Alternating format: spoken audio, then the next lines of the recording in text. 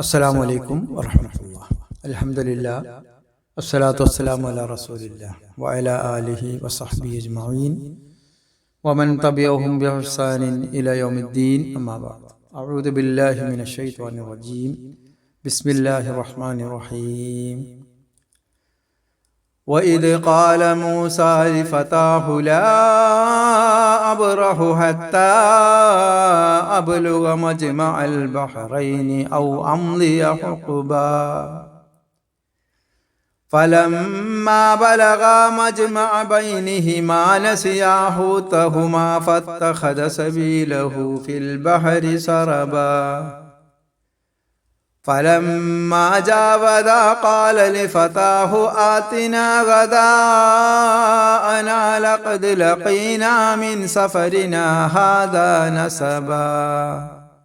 ആദരണീയരായ ഖുർആൻ പഠിതാക്കളെ, അള്ളാഹുവിൻ്റെ നിയമങ്ങളും നിർദ്ദേശങ്ങളും അവൻ്റെ വിധിവിലക്കുകളും ജീവിതത്തിൻ്റെ എല്ലാ രംഗത്തും, നമ്മുടെ സംസാരത്തിലും നമ്മുടെ പെരുമാറ്റത്തിലും നമ്മുടെ ഇടപാടുകളിലും നമ്മുടെ ഇടപെടലുകളിലും കാത്തു സൂക്ഷിക്കണമെന്ന് എല്ലാവരെയും ഉണർത്തുകയാണ്. വിശുദ്ധ ഖുർആന്റെ 18-ാമത്തെ അധ്യായമായ സൂറത്ത് അൽ കഹ്ഫ് ആണ് നമ്മൾ പഠിച്ചുകൊണ്ടിരിക്കുന്നത്. ഗുഹ എന്ന അർത്ഥം വരുന്ന അധ്യായമാണ്. ഗുഹ എന്ന പേരുള്ള അധ്യായമാകുന്നു ഇത്. ഇതിൻ്റെ 59ഓളം വചനങ്ങൾ കഴിഞ്ഞ 53 ക്ലാസ്സുകളിലായി നമ്മൾ മനസ്സിലാക്കിയിട്ടുണ്ട്. ഈ ഒരു ആയത്ത് മുതൽ 60-ാമത്തെ ആയത്ത് മുതൽ 82-ാമത്തെ ആയത്ത് വരെ മൂസാ നബി അലൈഹി സ്വലാത്തു വസ്സലാമിൻ്റെ ഒരു ചരിത്ര സംഭവമാണ്, ഒരു കഥയാണ് നമുക്ക് അള്ളാഹു വിവരിച്ചു തരുന്നത്. ഈ അധ്യായത്തിൻ്റെ തുടക്കത്തിൽ നമ്മൾ പറഞ്ഞിരുന്നു, 4 ചരിത്ര സംഭവങ്ങൾ 4 കഥകളായി അള്ളാഹു നമുക്ക് വിശദീകരിച്ച് നൽകുന്നുണ്ട്. അതിൽ കഴിഞ്ഞ ക്ലാസ്സുകളിലായി 2 സംഭവങ്ങൾ നമ്മൾ മനസ്സിലാക്കിയിട്ടുണ്ട്. ഒന്ന് ഗുഹാവാസികളുടെ ഒരു ചരിത്ര സംഭവവും, അതേപോലെ തന്നെ ഒരു തോട്ടം ഉടമക്ക് അദ്ദേഹത്തിന് അള്ളാഹു സമ്പത്ത് കൊടുത്തപ്പോൾ അദ്ദേഹത്തിൽ നിന്നുണ്ടായ ചില പ്രവർത്തനങ്ങൾ, അദ്ദേഹത്തിന്റെ സുഹൃത്തുമായി ബന്ധപ്പെട്ട ചില ഭാഗവതങ്ങളെല്ലാം ആ 2 ചരിത്ര സംഭവങ്ങൾ നമ്മൾ മനസ്സിലാക്കി. ഈ സംഭവത്തിൽ മൂസാ നബി അലൈഹി സ്വലാത്തു വസ്സലാമും അതേപോലെ തന്നെ ഖിളിർ നബി അലൈഹി സ്വലാത്തു വസ്സലാമും ഇവർ തമ്മിലുള്ള ചില സംസാരങ്ങളും സംഭവങ്ങളുമാണ് പറഞ്ഞു കൊണ്ടുവരുന്നത്. ഇതിൽ നമ്മൾ ആദ്യമായി മനസ്സിലാക്കേണ്ട ഒരു കാര്യം, ചില സംഭവങ്ങൾ അല്ലെങ്കിൽ ചില കാര്യങ്ങൾ അള്ളാഹു നമ്മോട് പറയുമ്പോൾ ആദ്യമായി നമ്മൾ അതിനെ മനസ്സിലാക്കേണ്ടത് അള്ളാഹു പറയുന്നു സമീന വാതഅന എന്നുള്ളതാണ്. എല്ലാ കാര്യവും കൃത്യമായി നമുക്ക് മനസ്സിലായിട്ടേ നമ്മൾ വിശ്വസിക്കുകയുള്ളൂ എന്ന് വിശുദ്ധ ഖുർആനെ കുറിച്ച് നമ്മൾ പ്രത്യേകിച്ച് മനസ്സിലാക്കാൻ പാടില്ല. ഭൗതിക ജീവിതത്തിലെ കാര്യങ്ങളും അങ്ങനെ തന്നെയാണ്.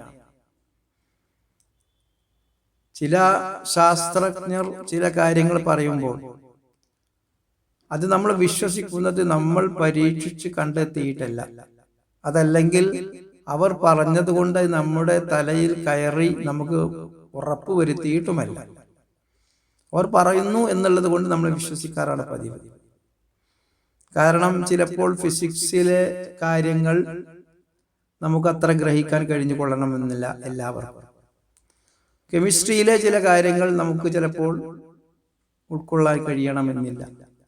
പലർക്കും അള്ളാഹു കൊടുത്തിട്ടുള്ളത് പല കഴിവുകളാണ്, നൈസർഗികമായ കഴിവുകളാണ്. അതുകൊണ്ട് തന്നെയാണ് പലപ്പോഴും ഇവിടെ ഇതുവരെ നടന്ന കണ്ടെത്തലുകൾക്ക്, കണ്ടുപിടുത്തങ്ങൾക്ക് മുഴുവനും ഒരാളല്ല പിന്നിൽ പ്രവർത്തിച്ചിട്ടുള്ളത്, വ്യത്യസ്ത ആളുകളാണ്. ഫിസിക്സിൽ വേറെ ആളുകളാണ്, കെമിസ്ട്രിയിൽ വേറെ ആളുകളാണ്, ബയോളജിയിൽ വേറെ ആളുകളാണ്. ഇങ്ങനെ പലതും കണ്ടെത്തിയിട്ടുള്ളത് പല ആളുകളാണ്. കാരണം മനുഷ്യന്മാർക്ക് കൊടുത്ത കഴിവുകൾ അങ്ങനെയാണ്, പലർക്കും പല രീതിയിലാണ്. അതുകൊണ്ട് തന്നെ നമ്മൾ ആ ശാസ്ത്രജ്ഞർ പറയുന്ന കാര്യങ്ങൾ അല്ലെങ്കിൽ അവരൊരു സിദ്ധാന്തം പ്രഖ്യാപിക്കുമ്പോൾ ആ സിദ്ധാന്തം നമ്മൾ ഉൾക്കൊള്ളുന്നത് നമ്മൾക്ക് കൃത്യമായി മനസ്സിലായിട്ടില്ല. അത് മനസ്സിലാകാത്തത് കൊണ്ട് ആ കാര്യം അവിടെ ഇല്ല എന്ന് നമ്മൾ ആരും മനസ്സിലാക്കാറുമില്ല. എനിക്കതറിയില്ല എന്നുള്ളതാണ്. അതല്ലെങ്കിൽ ഒരു കാര്യം മറ്റൊരാൾ ചോദിച്ചു, നമുക്കത് വിശദീകരിച്ചു കൊടുക്കാൻ കഴിയുകയില്ല. നമ്മളത് അറിയുന്ന ആളുകളെ കൊണ്ടുപോകും. ഒരു കുട്ടി നമ്മളോട് ഫിസിക്സിന്റെ ഒരു സംശയം ചോദിച്ചു കഴിഞ്ഞാൽ എല്ലാവർക്കും ചിലപ്പോൾ മാതാപിതാക്കൾക്ക് അത് പറഞ്ഞു കൊടുക്കാൻ കഴിയുകയില്ല. അത് ഫിസിക്സിന്റെ അധ്യാപകനോട് ചോദിക്കും, എന്താണ് ഇതിന്റെ ഈ കുട്ടി ഇങ്ങനെ ചോദിക്കുന്നു എന്നുള്ളതാണ്. അപ്പോൾ പറഞ്ഞുകൊണ്ട് വരുന്നത് അങ്ങനെ തന്നെയാണ് ഈ കാര്യവും നമ്മൾ കാണേണ്ടത്. പിന്നെ ഭൗതിക കാര്യത്തിൽ നമ്മൾ അങ്ങനെ സ്വീകരിക്കുകയും ശുദ്ധ ഖുർആനിൽ പറയുന്ന മുഴുവൻ കാര്യങ്ങളും എനിക്ക് മനസ്സിലായാൽ അതല്ലെങ്കിൽ എനിക്കത് കൃത്യമായി ബോധ്യപ്പെടണം എങ്കിലേ ഞാൻ വിശ്വസിക്കുകയുള്ളൂ എന്ന് നമ്മൾ വാശി പിടിക്കരുത്. ശുദ്ധ ഖുർആൻ തന്നെ പറഞ്ഞു, നമ്മൾ മുമ്പ് പഠിച്ചു പോയതാണ്. ശുദ്ധ ഖുർആൻ കൊണ്ട് തന്നെ നമ്മൾ വഴികേടിലാവും. അതുകൊണ്ട് തന്നെ നമ്മൾ ഹിദായത്തിലുമാകും എന്ന് പറഞ്ഞു കഴിഞ്ഞാൽ നമ്മൾ മനസ്സിലാക്കേണ്ടത് ആ രീതിയിലാണ്. വിശുദ്ധ ഖുർആനിൽ അള്ളാഹു പറയുന്നു സമീന വഅതാഅന. അതാണ് ഈ ഇത്തരത്തിലുള്ള ഉപമകൾ, കഥകൾ വിശദീകരിക്കുമ്പോൾ നമ്മൾ മനസ്സിലാക്കേണ്ടത്. എന്ന് പറഞ്ഞാൽ നമ്മുടെ ജ്ഞാനത്തിന്, നമ്മുടെ വിവരത്തിന് അപ്പുറത്തായിരിക്കും അത്തരം കാര്യങ്ങൾ. അല്ലെങ്കിൽ നമ്മുടെ ജ്ഞാനത്തിന്റെ പരിമിതി അത്രയാണ് എന്നാണ് നമ്മൾ മനസ്സിലാക്കേണ്ടത്. നമുക്ക് കിട്ടിയ അറിവിന്റെ പരിമിതി അത് തന്നെയാണ് ഈ ചരിത്ര സംഭവത്തിലും വരുന്നത്. മൂസാ നബി അലൈഹി സ്വലാത്തു വസ്സലാമിനെ ഖിദിർ നബിയോടൊപ്പം വിടാനുള്ള ഒരു കാരണം അതും ഇത് തന്നെയാണ്. താങ്കളെക്കാൾ അറിവുള്ള മറ്റൊരാളുണ്ട്. ചിലപ്പോൾ ഞാൻ പറഞ്ഞല്ലോ, കെമിസ്ട്രിയിലെ ഒരു കാര്യത്തിന് ഒരു കെമിസ്ട്രി അറിയുന്ന ഒരാൾക്ക് ഫിസിക്സിന്റെ ചില സംശയങ്ങൾ ചിലപ്പോൾ ഫിസിക്സിന്റെ ആളോട് ചോദിക്കേണ്ടി വരും. അദ്ദേഹത്തിന് നിന്നായിരിക്കാം അത് ഉറപ്പുവരുത്തുന്നത്. അത്തരം സന്ദർഭങ്ങൾ നമുക്ക് നേരിടാം. നാട്ടിൽ നടക്കുന്നതാണ്, നമ്മുടെ ഇടയിലൊക്കെ നടക്കുന്ന നമ്മുടെ നിത്യജീവിതത്തിലെ കാര്യങ്ങളാണ്. അപ്പോൾ ആ കാര്യം തന്നെയാണ് ഇത്തരം കഥകളിൽ നമ്മൾ മനസ്സിലാക്കേണ്ടത്, ഉപമകളിൽ നമ്മൾ മനസ്സിലാക്കേണ്ടത് എന്നുള്ളതാണ് ആമുഖമായി ഈ ഒരു വിഷയത്തിൽ നമ്മൾ മനസ്സിലാക്കുക. ഇനി ഈ ആയത്തിലേക്ക് കടക്കുന്നതിന് മുമ്പായി എന്താണ് ഈ സംഭവം ഒരു സംക്ഷിപ്തമായിട്ട് നമുക്ക് അതിനെക്കുറിച്ചൊന്ന് മനസ്സിലാക്കാം. മൂസാ നബി അലൈഹി സ്വലാത്തു വസ്സലാം നമുക്കറിയാം, ബനു ഇസ്രായേൽ സന്തതികളിലേക്ക് നിയോഗിക്കപ്പെട്ട ഒരു പ്രവാചകനാണ്. അദ്ദേഹം ആ ബനു ഇസ്രായേൽ ആ സമുദായത്തിന് ഉപദേശങ്ങൾ നൽകിക്കൊണ്ടിരിക്കുമ്പോൾ നമുക്കറിയാം, പ്രവാചകന്മാർ മുബശ്ശിരീങ്ങളാണ്, മുൻസിറുകളാണ് എന്നൊക്കെ നമ്മൾ മനസ്സിലാക്കിയിട്ടുണ്ട്. അവർക്ക് സന്തോഷ വാർത്ത അറിയിക്കുന്നവരാണ്, സുവിശേഷം അറിയിക്കുന്നവരാണ്, അവർക്ക് താക്കീത് നൽകുന്നവരാണ്. അത്തരത്തിലുള്ള ഒരു ഉപദേശം നൽകിക്കൊണ്ടിരിക്കുന്നതിനിടയിൽ ആ ഉപദേശം കേട്ടുകൊണ്ടിരിക്കുന്ന ഒരു വ്യക്തി ചോദിച്ചു മൂസാ നബി അലൈഹി സ്വലാത്തു വസ്സലാമിനോട്, നിങ്ങളെക്കാൾ വിവരമുള്ള ആരെങ്കിലും ഈ ലോകത്തുണ്ടോ എന്ന് ചോദിച്ചു. സാധാരണ ഒരു വ്യക്തിയുടെ, കാരണം അദ്ദേഹം പറയുന്നതൊക്കെയും നമുക്കറിയാം, ഒരു പ്രവാചകന്റെ നാവിലൂടെ ഉദ്ധരിക്കുന്നത് എപ്പോഴും ആ സമൂഹത്തിൻ്റെ ആ അറിവുകൾക്ക് അപ്പുറമായിരിക്കാം. കാരണം വഹീൻ്റെ അടിസ്ഥാനത്തിലാണ് അവർ സംസാരിക്കുന്നത്. അതുകൊണ്ട് തന്നെ വലിയ വലിയ കാര്യങ്ങളായിരിക്കാം സംസാരിക്കുന്നത്. അപ്പം അതുകൊണ്ടാണ് ഇത്തരത്തിലുള്ള ഒരു ചോദ്യം വന്നേക്കാൻ ഇടയുണ്ട്. നിങ്ങളെക്കാൾ, കാരണം നിങ്ങൾ നല്ല വിവരമുണ്ടല്ലോ, നിങ്ങളെക്കാൾ വിവരമുള്ള ആരെങ്കിലും ഉണ്ടോ എന്ന് ചോദിച്ചു. അപ്പോൾ മൂസാ നബി അലൈഹി സ്വലാത്തു വസ്സലാം മറുപടി പറഞ്ഞത് ഇല്ല എന്നാണ്. എന്നേക്കാൾ വിവരമുള്ളവൻ മറ്റാരും ഇല്ല എന്നുള്ള അർത്ഥത്തിലാണ് പറഞ്ഞത്. അള്ളാഹു ആലം, എനിക്കറിയില്ല, അള്ളാഹുവിനെ അറിയുക ഉള്ളൂ എന്ന് പറയേണ്ടതിന് ബദൽ ഒരു അബദ്ധത്തിൽ അങ്ങനെ പറഞ്ഞു പോയി, ഇല്ല എന്ന് പറഞ്ഞു. ആ സമയത്ത് അള്ളാഹു വഹി നൽകി മൂസാ നബി അലൈഹി സ്വലാത്തു വസ്സലാം. എന്താണ് വഹി നൽകിയത്? ഉണ്ട്, നിന്നേക്കാൾ വിവരമുള്ള അറിവുള്ള എൻ്റെ ഒരു അടിമ ഈ ഭൂമിയിലുണ്ട്. ആ വ്യക്തി, ആ അടിമ ഉള്ളത് രണ്ട് കടലുകൾ ചേരുന്ന, സന്ധിക്കുന്ന കടലുകൾ, സമുദ്രങ്ങൾ യോജിക്കുന്ന സ്ഥലത്താണുള്ളത്. അത് നീ കണ്ടുപിടിക്കണം, തേടിപ്പിടിക്കണം എന്ന് പറയുകയാണ്. അങ്ങനെ മൂസാ നബി അലൈഹി സ്വലാത്തു വസ്സലാം തൻ്റെ ഭൃത്യനുമായി, തൻ്റെ ജോലിക്കാരനുമായി പുറപ്പെടുകയാണ്. ആ വ്യക്തിയെ കണ്ടെത്താൻ, എന്നേക്കാൾ കൂടുതൽ വിവരമുള്ള, അറിവുള്ള ആ വ്യക്തിയെ കണ്ടെത്തി ആ വ്യക്തിയിൽ നിന്നും അറിവ് നേടിയെടുക്കുന്നതിന് വേണ്ടി, അതേപോലെ തന്നെ ഞാൻ ആണ് ഏറ്റവും കൂടുതൽ വിവരമുള്ളവൻ എന്ന എൻ്റെ ഈ തോന്നലിനപ്പുറത്തേക്ക് അദ്ദേഹത്തിൽ ഉള്ളത് എന്താണ് എന്ന് മനസ്സിലാക്കാനുള്ള ഒരു ത്വര, ഒരു ജിജ്ഞാസ, ഒരു ആവേശം മൂസാ നബി അലൈഹി സ്വലാത്തു വസ്സലാമിനുണ്ടായി. അതുകൊണ്ട് തന്നെ അദ്ദേഹം പുറപ്പെടാൻ തീരുമാനിക്കുകയാണ് ഉണ്ടായത്. പോകുമ്പോൾ നിങ്ങൾ ഒരു ജീവനില്ലാത്ത മത്സ്യത്തെ കൊണ്ടുപോകണം നിങ്ങളുടെ കൂട്ടത്തിൽ എന്ന് പറഞ്ഞു. അഥവാ മൂസാ നബി അലൈഹി സ്വലാത്തു വസ്സലാമിൻ്റെ കൂടെ ഒരു ജീവനില്ലാത്ത മത്സ്യവും എടുക്കണം. ആ മത്സ്യത്തെ കാണാതാകുന്ന സ്ഥലത്താണ് എൻ്റെ ഈ നിന്നേക്കാൾ വിവരമുള്ള അടിമയുള്ളത്. അതുകൊണ്ട് നീ പുറപ്പെടണം എന്നുള്ള നിർദ്ദേശമാണ്, എന്നുള്ള വഹിയാണ് പ്രവാചകൻ മൂസ അലൈഹി സ്വലാത്തു വസ്സലാമിന് കൊടുത്തത്. അങ്ങനെ അദ്ദേഹം പോവുകയാണ്. പോയിക്കൊണ്ടിരിക്കുന്നതിനിടയിൽ അദ്ദേഹത്തിന് വിശ്രമിക്കാനായി ഒരു സ്ഥലത്തിരിക്കുകയും ആ സ്ഥലത്ത് എത്തിയപ്പോൾ അദ്ദേഹത്തിന് വിശക്കുകയും, അങ്ങനെ ആ വിശപ്പിൻ്റെ സമയത്ത് അദ്ദേഹം ഭക്ഷണം ആവശ്യപ്പെടുകയും, ആ സമയത്താണ് മത്സ്യത്തെക്കുറിച്ച് ഇവർ പരസ്പരം ആലോചിക്കുന്നത്. അഥവാ ഈ ഭൃത്യൻ അറിയാമായിരുന്നു ഈ മത്സ്യം നഷ്ടപ്പെട്ടിട്ടുണ്ട് എന്നുള്ളത്. പക്ഷെ ഭൃത്യൻ ഈ വഹീൻ്റെ അടിസ്ഥാനത്തിൽ അല്ല കാര്യങ്ങൾ നീക്കിക്കൊണ്ടിരിക്കുന്നത്. ഇത് പ്രവാചകനെ അറിയുള്ളൂ, മൂസാ നബി അലൈഹി സ്വലാത്തു വസ്സലാമിനെ മാത്രമേ അറിയുകയുള്ളൂ ഈ മത്സ്യം നഷ്ടപ്പെടുന്ന സ്ഥലത്താണ് ഈ വ്യക്തി ഉള്ളത് എന്ന്. അതുകൊണ്ട് തന്നെ ഭൃത്യൻ അത് പറയാൻ മറക്കുകയാണ് ഉണ്ടായത്.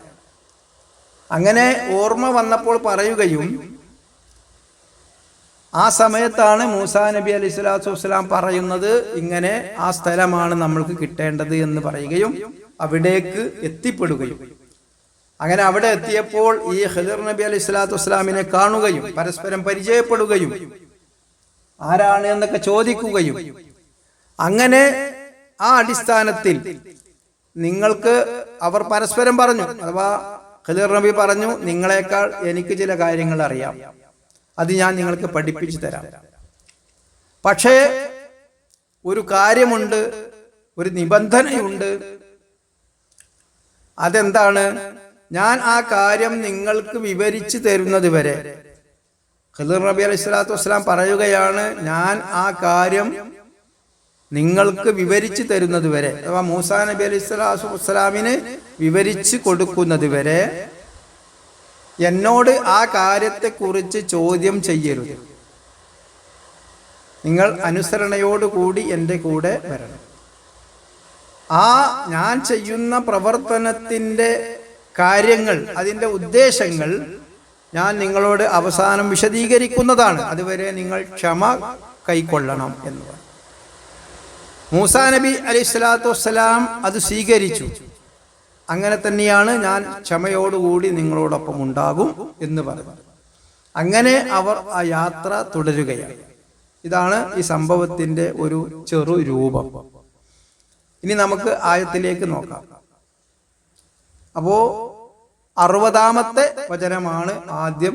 ഇത് കാല മൂസ, വാവ് കഴിഞ്ഞാൽ ഇത്, പിന്നെ കാല. കാല എന്ന് പറഞ്ഞാല് പറഞ്ഞു.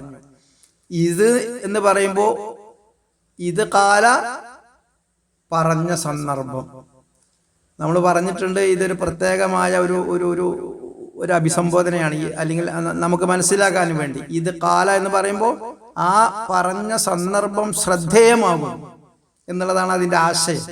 അതായത് ആ കാര്യത്തിൽ നമ്മൾ പ്രത്യേകം ഒരു ശ്രദ്ധ കൊടുക്കണം എന്നാണ്. അപ്പോ ഇത് കാല പറഞ്ഞ സന്ദർഭം. അപ്പൊ ഇത് എന്ന് മുമ്പ് വന്നു, അതിന് ശേഷം വരുന്ന ആ കാര്യം നടന്ന സന്ദർഭത്തെ സൂചിപ്പിക്കുന്നതാണ് ഇത് എന്നത്. അപ്പോ ഇത് കാല മൂസ, മൂസ നബി അലൈഹിസ്സലാത്തു വസ്സലാം പറഞ്ഞ സന്ദർഭം. ലി ഫതാഹു, ഫതാ ഫതാ എന്ന് പറഞ്ഞാല് ഭൃത്യൻ, ജോലിക്കാരൻ. ഫതാഹു അദ്ദേഹത്തിന്റെ ജോലിക്കാരൻ. ആരുടെ? മൂസ നബി അലൈഹിസ്സലാത്തു വസ്സലാമിന്റെ ജോലിക്കാരൻ. ലി എന്ന് പറയുമ്പോ ജോലിക്കാരനോട്. അപ്പോ ഇത് കാല മൂസ ലി ഫതാഹു, മൂസ നബി അലൈഹിസ്സലാത്തു വസ്സലാം തന്റെ ജോലിക്കാരനോട് പറഞ്ഞ സന്ദർഭം സ്മരണീയമാകുന്നു, അല്ലെങ്കിൽ ശ്രദ്ധേയമാകുന്നു. എന്താണ് പറഞ്ഞത്? ലാ അബ്റഹു. ലാ എന്ന് പറഞ്ഞാൽ ഇല്ല. ലാ എന്ന് പറഞ്ഞാൽ നമുക്കറിയാലോ, ലാ ഇലാഹ ഇല്ലല്ലാഹ്, ലാ ഇല്ല എന്നുള്ളത് നമുക്ക് എല്ലാവർക്കും അറിയുന്നതാണ്. അബ്റഹു, അബ്റഹു, അബ്റഹു എന്ന് പറഞ്ഞാൽ വിരാമത്തിന് പറയുന്നത്. അതായത് പിന്നെ ഒരു ദീർഘമായി അങ്ങനെ വിരമിക്കുന്ന ആ ഒരു അവസ്ഥ. അപ്പൊ ലാ അബ്റഹു എന്ന് പറയുമ്പോ എന്തായി? വിരമിക്കുക ഇല്ല എന്ന് പറഞ്ഞാൽ തുടർച്ചയായി വിരമിക്കാത്ത രീതിയിൽ എന്നുള്ള അർത്ഥം. ഹത്ത ഏതുവരെ? ഹത്ത എന്ന് പറഞ്ഞാൽ വരെ. അബുലുക ഞാൻ എത്തുന്നത് വരെ. അബുലുകാരനെ എത്തി എന്നാണ്. ഹത്ത അബുലുക എന്ന് പറഞ്ഞാൽ ഞാൻ എത്തുന്നത് വരെ. അപ്പോ ലാ അബ്റഹു ഹത്ത അബുലുക, ഞാൻ എത്തുന്നത് വരെ ഞാൻ വിരമിക്കുകയില്ല. മജ്മഅൽ ബഹറൈനി, മജ്മഅ പറഞ്ഞാൽ കൂടിച്ചേരുക, ജംഅ ജുമുഅ എന്നൊക്കെ പറയുന്നത് ഒത്തുകൂടുന്നതിനാണ്. മജ്മഅ പറഞ്ഞാൽ ഒത്തുചേരുക. അൽ ബഹറൈനി, ബഹർ സമുദ്രം, ബഹറൈനി രണ്ട് സമുദ്രങ്ങൾ. ഇപ്പൊ രണ്ട് സമുദ്രങ്ങൾ കൂടിച്ചേരുന്ന സ്ഥലത്ത് എത്തുന്നത് വരെ ഞാൻ വിരമിക്കുകയില്ല.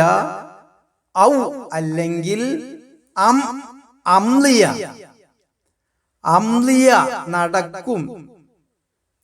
ഹുഖ്ബ ദീർഘകാലം. ഈ പറയുന്ന അള്ളാഹു വഹയിലൂടെ അറിയിച്ചു കൊടുത്തു, രണ്ട് സമുദ്രങ്ങൾ കൂടിച്ചേരുന്ന സ്ഥലത്ത് നിന്നേക്കാൾ അറിവുള്ള വിവരമുള്ള ഒരാളുണ്ട്, എൻ്റെ ഒരു അടിമ.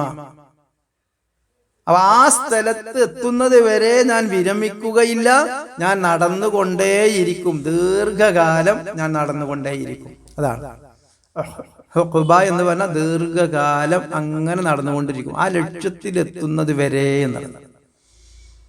അള്ളാഹുവിന്റെ വഹ്യ് പ്രകാരം നടക്കുകയാണ്. അവിടെ ലക്ഷ്യം എന്താണ്? അറിവുള്ള, ലോകത്ത് എന്നേക്കാൾ വിവരമുള്ള ഒരാളുണ്ട്, അദ്ദേഹത്തിൽ നിന്ന് അറിവ് സ്വീകരിക്കണം. എന്താണ് അറിവ് എന്ന് മനസ്സിലാക്കണം എന്ന്. ഇത് നമുക്ക് പാഠമാണ്. അറിവ് സ്വീകരിക്കുന്നതിന് വേണ്ടി, വിവരം കിട്ടുന്നതിന് വേണ്ടി, എൽമു സ്വീകരിക്കുന്നതിന് വേണ്ടി നമ്മൾ സഞ്ചരിക്കണം. നമ്മൾ ഒരു എഫോർട്ട്, ഒരു പരിശ്രമം, ഒരു പ്രയത്നം അതിന് നമ്മൾ നടത്തേണ്ടതുണ്ട് എന്നുള്ളതാണ് ഈ സംഭവത്തിന് നമുക്ക് മനസ്സിലാകുക. ഇത് വലിയൊരു കാര്യമാണ് നമ്മളെ സംബന്ധിച്ചിടത്തോളം. അങ്ങനെ ഇന്ന് നിലവിൽ ഇത് കേൾക്കുന്ന നിങ്ങളും ഞാനും എത്രമാത്രമാണ് ഇൽമ് നേടുന്നതിന് വേണ്ടി, അറിവ് നേടുന്നതിന് വേണ്ടി നമ്മൾ സഞ്ചരിക്കാറുള്ളത് എന്ന്. കാരണം നമ്മൾക്ക് ഭൗതിക ജീവിതത്തിലെ അറിവ് നേടുന്നതിന് വേണ്ടി നമ്മൾ സഞ്ചരിക്കും, ദീർഘകാലം നമ്മൾ സഞ്ചരിക്കും. ഡൽഹിയിൽ വരെ നമ്മൾ പോകും. ഇവിടെ ഭൗതിക കാര്യത്തിന്, ഒരു സ്പോക്കൺ ഇംഗ്ലീഷിന്റെ കാര്യമോ അതല്ലെങ്കിൽ മറ്റെന്തെങ്കിലും കാര്യമോ എന്തെങ്കിലുമൊക്കെ ഒരു വിവരത്തിന് വേണ്ടി നമ്മൾ അങ്ങോട്ട് പോകും. അത് ഭൗതിക ജീവിതത്തിലെ വിവരത്തിന് വേണ്ടി. കുട്ടികളെ പഠിപ്പിക്കാനൊക്കെ ദൂര സ്ഥലങ്ങളിലേക്ക് നമ്മൾ വിടാറുണ്ട്. ചൈനയിലേക്ക് വിടും, അതേപോലെ തന്നെ റഷ്യയിലേക്ക് വിടും, അമേരിക്കയിലേക്ക് വിടും. അതൊക്കെ നമുക്ക് അഭിമാനമുള്ള വിഷയമാണ്. എൻ്റെ മകൾ അമേരിക്കയിൽ പഠിക്കുന്നു, ലണ്ടനിൽ പഠിക്കുന്നു എന്നൊക്കെ പറഞ്ഞുകൊണ്ട് അഭിമാനത്തോടു കൂടി സംസാരിക്കാറുണ്ട്. പക്ഷേ ദീനിന്റെ വിഷയത്തിൽ നമ്മൾ ഇൽമ് നേടുന്നതിന് വേണ്ടി 1 കിലോമീറ്റർ പോലും സഞ്ചരിക്കാൻ തയ്യാറില്ലാത്തവരാണ് മഹാഭൂരിപക്ഷവും മുസ്ലിം സമൂഹത്തിലുള്ളത്. നമ്മൾ ഈ ക്ലാസിന്റെ തുടക്കത്തിൽ പറഞ്ഞിട്ടുണ്ട്, ഇൽമ് നേടൽ ഒരു മുസ്ലിമിന്റെ ബാധ്യതയാണ്, ഫറളാണ് എന്നൊക്കെ പറഞ്ഞിട്ട് നമ്മൾ ഇതിന്റെ 1-ാമത്തെ ക്ലാസ് 1, 2, 3 ക്ലാസ് അതിനെ കുറിച്ചാണ് വിശദമായിട്ട് നമ്മൾ പറഞ്ഞിട്ടുണ്ട്. അപ്പോൾ നമ്മളൊന്ന് വിലയിരുത്തണം, നമ്മളെ സംബന്ധിച്ച്, നമ്മുടെ മക്കളെ കുറിച്ച്, നമ്മുടെ സമൂഹത്തെ കുറിച്ചൊക്കെ ഒന്ന് നമ്മൾ വിലയിരുത്തുക. അത്രമാത്രമാണ് നമ്മൾ ആ കാര്യത്തിൽ താല്പര്യം പ്രകടിപ്പിക്കുന്നത്, അള്ളാഹുവിന്റെ ഇൽമ് കരസ്ഥമാക്കുന്നതിന് വേണ്ടി. അത് മാത്രമാണ് നാളെ പരലോകത്ത് നമുക്ക് ഉപകാരപ്പെടുക എന്നൊക്കെ നമുക്കറിയാം. പക്ഷെ എത്രമാത്രമാണ് നമ്മൾ അതിന് ശ്രമിക്കുന്നത് എന്നുള്ളതാണ്. ഇവിടെയുള്ള എല്ലാ അമേരിക്കയിൽ പോയി പഠിച്ചാലും ലണ്ടനിൽ പോയി പഠിച്ചാലും അതിനൊക്കെ ഒരു പരിധിയുണ്ട്. നമ്മളെ മരണം വരെയാണ് അതിൻ്റെ ഈ അഭിമാനമൊക്കെ ഉള്ളത്, മരണം വരെയാണ്. അത് കഴിഞ്ഞ പരലോകത്ത് ഇത് നമുക്ക് ഒരിക്കലും അതിൻ്റെ പേരിൽ അഭിമാനിക്കാൻ കഴിയുകയില്ല. എൻ്റെ മകള് അമേരിക്കയിലായിരുന്നു, എൻ്റെ മകള് ലണ്ടനിലാണ് പഠിച്ചത്, അവിടുന്ന് MBA എടുത്തത് ഒക്കെ പഠിച്ചവന് നാളെ മഹേശ്വരയിൽ പറയാൻ പറ്റുന്ന കാര്യമില്ല. അപ്പോ അത് ഇതിൽ നിന്ന് നമുക്കൊരു പാഠമാണ്. എന്നിട്ട് 61-ാമത്തെ വചനത്തില് ഫലമ്മ ബലഗ മജ്മഅ ബൈനഹിമാ, അങ്ങനെ അവര് ആ 2 സമുദ്രത്തിന്റെ അടുത്ത് എത്തുകയാണ്. അങ്ങനെ ലമ്മ എന്ന് പറഞ്ഞാൽ ആ സന്ദർഭത്തെ സൂചിപ്പിക്കുന്നത്, എത്തിയപ്പോൾ എന്ന്. ബലഗ എന്ന് പറഞ്ഞാൽ എത്തി എന്നാണ്.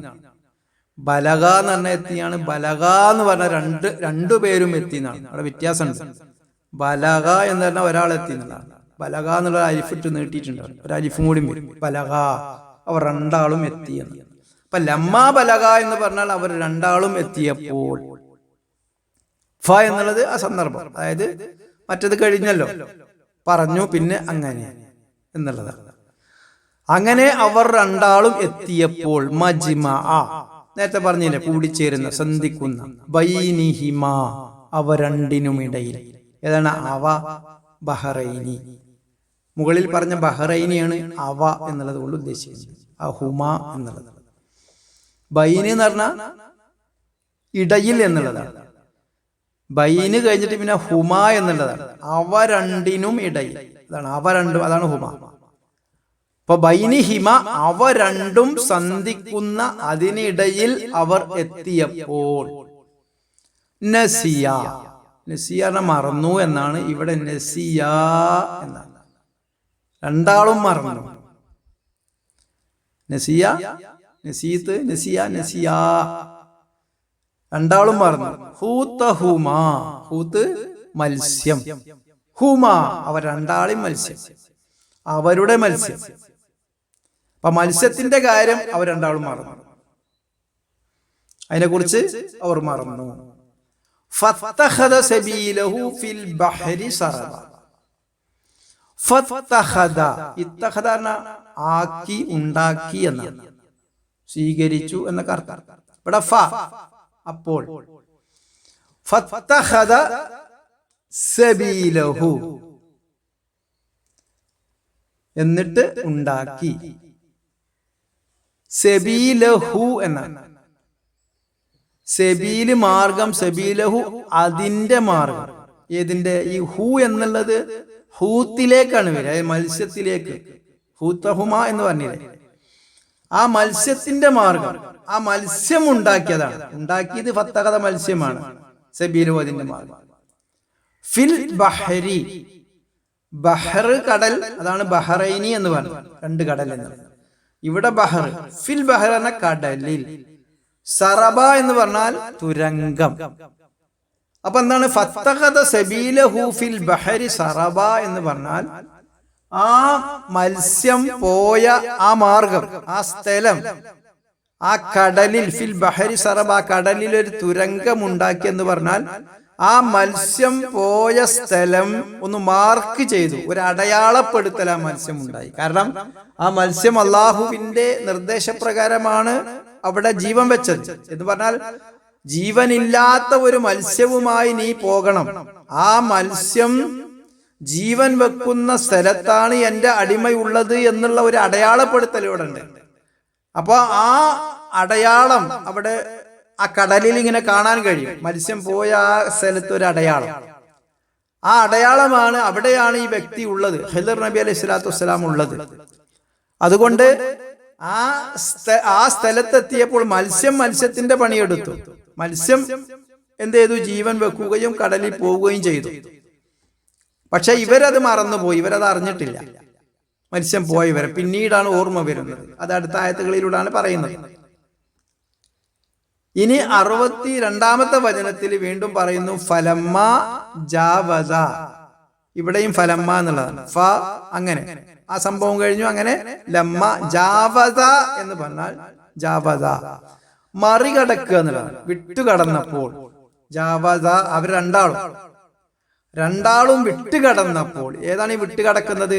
ആ സ്ഥലം, ഈ മജ്മഅ അൽ ബഹ്റൈനി ഉണ്ടല്ലോ, ഈ തുരങ്കം നിർമ്മിച്ചുകൊണ്ട് ഈ അടിമ അള്ളാഹുവിന്റെ ഖിദർ നബി അലൈഹി സ്വലാത്തു വസ്സലാം ഇരിക്കുന്ന ആ സ്ഥലം, അതിനെയും മറികടന്ന് ഇവർ മുന്നോട്ട് പോയി. അതാണ്. അങ്ങനെ മുന്നോട്ട് പോയി കഴിഞ്ഞപ്പോൾ ആല മൂസാ നബി അലൈഹി സ്വലാത്തു വസ്സലാം പറഞ്ഞു ലി ഫതാഹു, നേരത്തെ പറഞ്ഞതുപോലെ തന്നെ ഭൃത്യനോട് പറഞ്ഞു, അദ്ദേഹത്തിന്റെ ഭൃത്യനോട്, ആത്തിന നമുക്ക് കൊണ്ടുവാ, നമുക്ക് ആത്തിന എന്നുള്ളത് നമുക്ക് രണ്ടുപേർക്കും വേണ്ടി നീ കൊണ്ടുവരൂ. ഗദാഅന, ഗദാ ഭക്ഷണം, ഗദാഅന നമ്മുടെ ഭക്ഷണം നീ നമുക്ക് വേണ്ടി കൊണ്ടുവാ. ലഖദ് തീർച്ചയായും, ലഖദ് നമ്മൾ മുമ്പ് പറഞ്ഞു പോയിട്ടുണ്ട്. ലഖദിന്റെ വിധി എങ്ങനെയാണ്? ലഖീന നമ്മൾ അഭിമുഖീകരിച്ചിരിക്കുന്നു. ലഖീന നമ്മൾ കണ്ടുമുട്ടി എന്നൊക്കെയാണ്.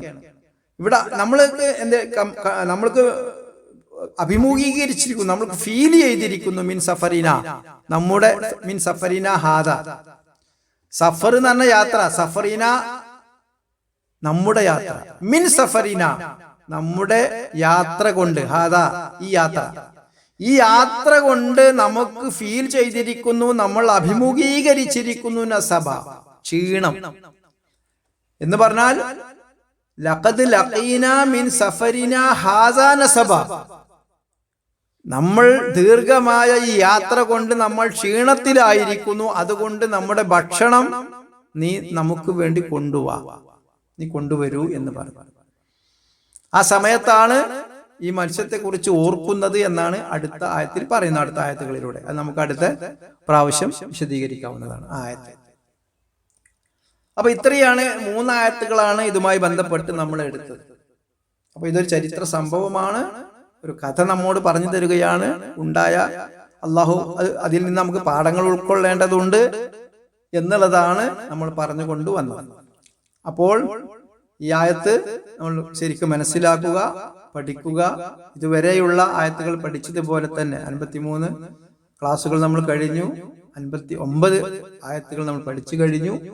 അത് നമ്മൾക്ക് ആവർത്തിച്ച് പഠിക്കുക. പലപ്പോഴും നമ്മൾ പറയാറുണ്ട്, ഈ അധ്യായം തീരുമ്പോൾ സൂറത്തുൽ കഹ്ഫ് മനപ്പാഠമാക്കാൻ നമുക്ക് കഴിയണം. ഇനി ഇവിടുന്ന് അങ്ങോട്ടാണ് നമ്മൾ 2-3 ആയത്തൊക്കെ എടുക്കേണ്ടി വരുന്നത്. നേരെ മറിച്ച് ഇതിന് മുമ്പൊക്കെ 1 ആയത്ത് അല്ലെങ്കിൽ 2 ആയത്ത് മാത്രമാണ് നമ്മൾ എടുത്തിട്ടുള്ളത്. അത് പഠിക്കാൻ വേണ്ടി ശ്രമിക്കുക. ഒരിക്കലും നമുക്കിത് നഷ്ടമാവുകയില്ല. ഈ സമയം ഇതിനു വേണ്ടി വിനിയോഗിക്കുന്നത് നാളെ പരലോകത്ത് അള്ളാഹു അതിന്റെ തക്കതായ പ്രതിഫലം നമുക്ക് നൽകുന്നതാണ്. ഇത് നമ്മൾ ഉറച്ചു വിശ്വസിക്കണം. കേവല വിശ്വാസമല്ല, കാരണം അത് സത്യമാണ്. വിശുദ്ധ ഖുർആനിലൂടെയും അള്ളാഹുവിന്റെ റസൂലിന്റെ പ്രവാചകന്റെ വചനങ്ങളിലൂടെയും നമുക്കത് ബോധ്യപ്പെട്ടതാണ്. വിശുദ്ധ ഖുർആന്റെ പഠനത്തിലുള്ള കാര്യങ്ങൾ വിശുദ്ധ ഖുർആൻ പഠിക്കേണ്ടത് നമ്മുടെ ബാധ്യതയാണ് എന്നൊക്കെ നമ്മൾ പറഞ്ഞ് മനസ്സിലാക്കിയിട്ടുണ്ട്. അള്ളാഹു നമുക്കതിനുള്ള തൗഫീഖ് നൽകുമാറാകട്ടെ. നമ്മുടെ ഈ ഖുർആൻ പഠനം നാളെ ഒരു സ്വാലിയ കർമ്മമായി അള്ളാഹു സ്വീകരിക്കുമാറാകട്ടെ. അല്ലാഹുമ്മ സല്ലി അലാ മുഹമ്മദിൻ വഅലാ ആലി മുഹമ്മദ്. സുബ്ഹാനക അല്ലാഹുമ്മ വബിഹംദിക അഷ്ഹദു അല്ലാ ഇലാഹ ഇല്ലാ അൻത അസ്തഗ്ഫിറുക വഅതൂബു ഇലൈക്.